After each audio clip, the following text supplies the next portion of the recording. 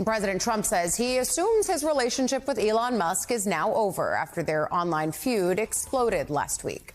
When asked by NBC's Kristen Welker if he has any desire to repair ties with Musk, Trump said no, adding he has no intention of speaking to the Tesla CEO.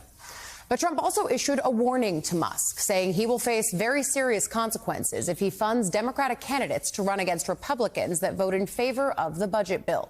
Trump didn't share what those consequences would be. The president also cast doubt on the notion that Musk's opposition would even sink the bill, claiming he's more confident than ever it will pass because Republicans are more unified in the wake of that public feud.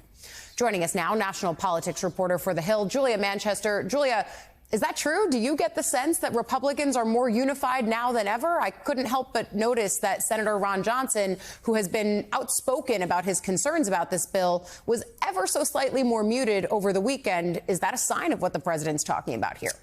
Well, look, Ali, I think you have a lot of these fiscal conservatives who had, problems in the first place with the sign of this bill, the size of this bill, like Ron Johnson, for example, maybe holding back in their criticism a bit. However, in general, if you take a broader look at Republicans as a whole, I think they are very much unified behind President Trump. I think President Trump at this point is obviously the face and the leader of the Republican Party. Even though Elon Musk holds quite a bit of influence, I still think President Trump holds some sway there. The only issue, though, is, like I said, with those very fiscally conservative Republicans who might, see some agreement with Elon Musk on this. And I think with Elon Musk going forward, if we look at him, as a potential, I don't want to say challenger to President Trump, but someone who's going to be a voice of opposition, he is someone who has, over 22 million, Twitter or X followers. He's someone who has that very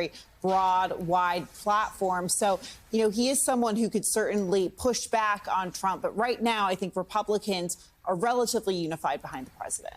I don't really call it X either, Julia, for what it's worth. It's hard to get out of that old habit. Yeah, it definitely happens. But look, they are also men who culturally are still aligned. I mean, you look at Elon Musk's feed right now, and he's echoing a lot of the same sentiments that Trump and others within the administration are echoing around immigration and what we're seeing on the ground in Los Angeles. So there is still a mutuality between these two guys.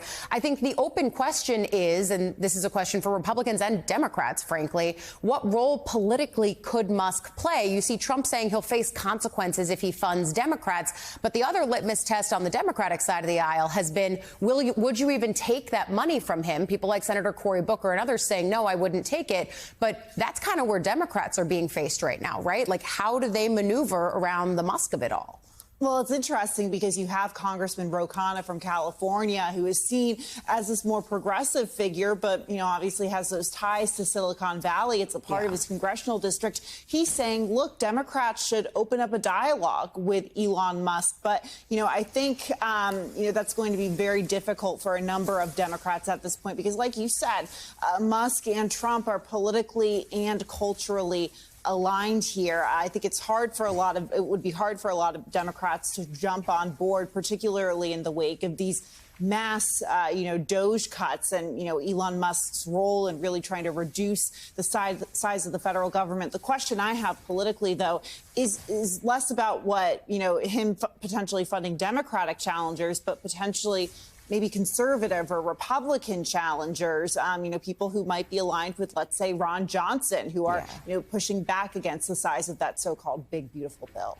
Yeah, and certainly Johnson has company there, right? There's plenty of House Republicans who were strong-armed into voting for this the first time. There's an open question of maybe they get a little bit more oomph behind their complaints because of someone like Musk. But I want to kind of stay on the campaign politics of it for 1 second, because we've seen Musk be a pretty salient political point for Democrats. I know it's a limited set of information, but Wisconsin, Florida, that was the height of Musk and DOGE.